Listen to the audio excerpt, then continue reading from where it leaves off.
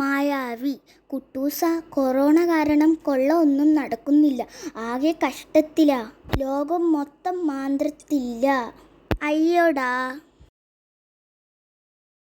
കുട്ടൂസൻ ഞങ്ങളെ സഹായിക്കണം. എന്തെങ്കിലും തട്ടിപ്പിനുള്ള മന്ത്രം പറഞ്ഞു തരണം.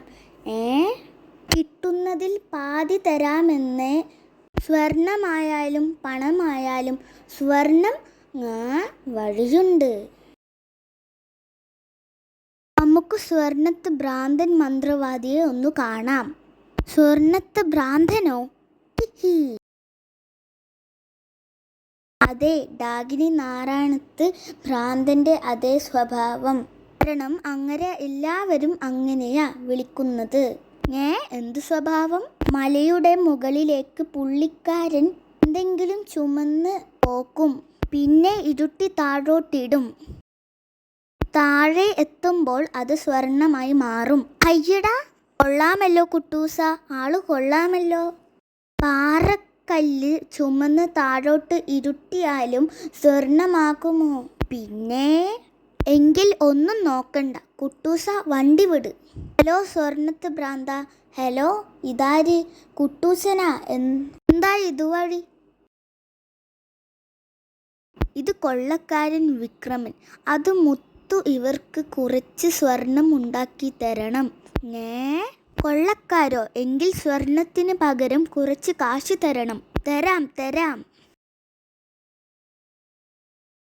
വൈകാതെ കുട്ടൂസ, നമുക്ക് ഈ കല്ലുമായി മല കയറാം. ശരി.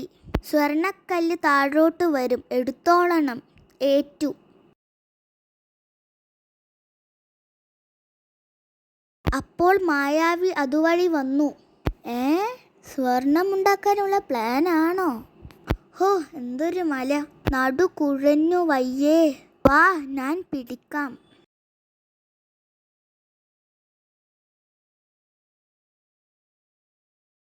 ഹാവു, ഒട്ടും ആരോഗ്യമില്ല അല്ലേ? പണിയുണ്ട്. ഓ ഫ്രീം, കല്ലു ചെറുതാകട്ടെ. മലമുകളിൽ. അയ്യോ, കല്ല് കുഞ്ഞായി. ഇതെങ്ങനെ? ചതിയൻ. താൻ എളുപ്പത്തിന് കല്ലു മാറ്റിക്കാനും ഇതിനാണോ എന്നെ ബുദ്ധിമുട്ടിച്ചത്? താൻ മാറ്റിയതല്ല. തന്നെ ഞാൻ മന്ത്രം ചൊല്ലി തവളയാക്കും. വിടന്നെ, എന്നെ വിടാൻ. അയ്യോ. ദാ, ഈ കല്ലും പിടിച്ചോ. അയ്യോ. അയ്യോ, കുട്ടൂസൻ വീണു. കുട്ടൂസ.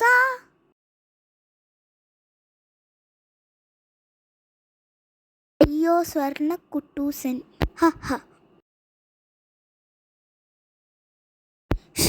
വിക്രമ, കുട്ടൂസനെ നമുക്ക് വിറ്റാലോ? നേരെ ആദ്യം അടിച്ചു പരത്തി ആഭരണം ആക്കണം.